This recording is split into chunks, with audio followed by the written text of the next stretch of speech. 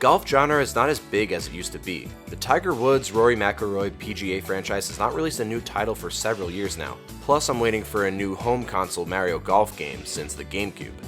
Everybody's Golf is a breath of fresh air, because it's for everybody. Cheesy title aside, if you're trying to get your golf fix at a cheap price, look no further. Everybody's Golf has you covered. Gameplay-wise, this is an arcade-style golf game. If you've played Mario Golf, you'll be in familiar territory. You use a grid to determine the area in which your ball will land, and then from there you use this meter to time the power and accuracy of your swing. In addition to this, you can add topspin, backspin, and side spin to your shot to get that extra oomph for a nice chip in.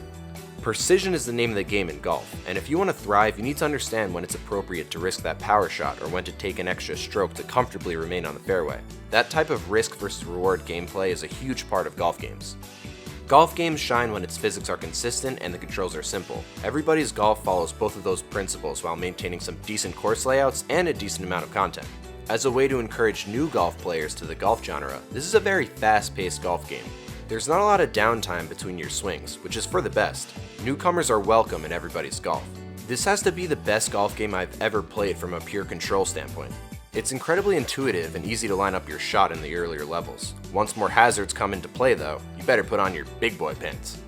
In Everybody's Golf, you get to customize your character from clothes to voice to animations. You can get pretty funny results with the customization, but I just made a regular old hunk. The two main attractions in the single player are tournaments and match play against certain characters. When you beat the character in match play, you unlock their animations. You earn in-game currency to purchase new outfits to make your character look exactly as you imagine. Once I unlock the animation where my character says, "I am the king!" I kept it as that. Rest in peace, King Joffrey. There are certain variables that change throughout the tournaments and match play. There are holes that shrink, making it more difficult to putt, or these tornado holes, which are these windy vortexes that pull in the ball up to a certain radius, making chip-ins a breeze, no pun intended. You'll be at mercy of the elements at times. On a windy day, an otherwise easy course can be a potential nightmare, and when it rains, forget about it. You'll continuously see yourself making adjustments on the fly when factoring in the weather and other hazards. Putting is extremely forgiving compared to other golf games when it comes to power. If you're right next to the hole, it's almost impossible to put too much power on the ball, unlike other games like Mario Golf on the N64. Still, putting isn't the easiest thing in the world because in later courses, you're dealing with severe slants.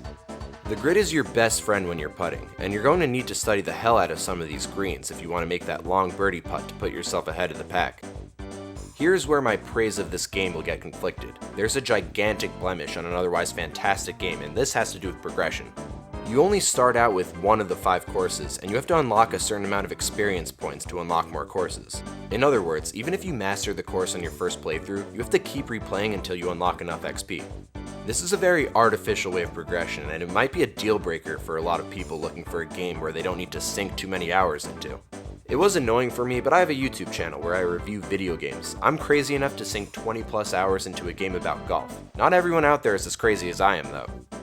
Bored of golf? Well, you can explore this mini open world and go fishing if you want. Not sure why this is a part of the game, I just stuck with golf.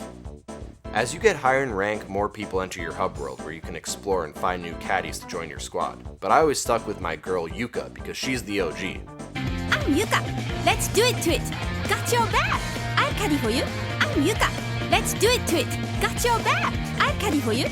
If you're a casual gamer who does not want to commit too many hours to a golf game, you may have to pass on Everybody's Golf, and that's a shame because they did everything else right. You really don't have to enjoy real golf to enjoy this game. It makes a sport that many people find boring fun. The old saying, easy to play but tough to master, might sound cliche, but there's some truth to it. Despite my complaints, I had a blast playing this game, and I will continue to play Everybody's Golf for some time. All right. Go on!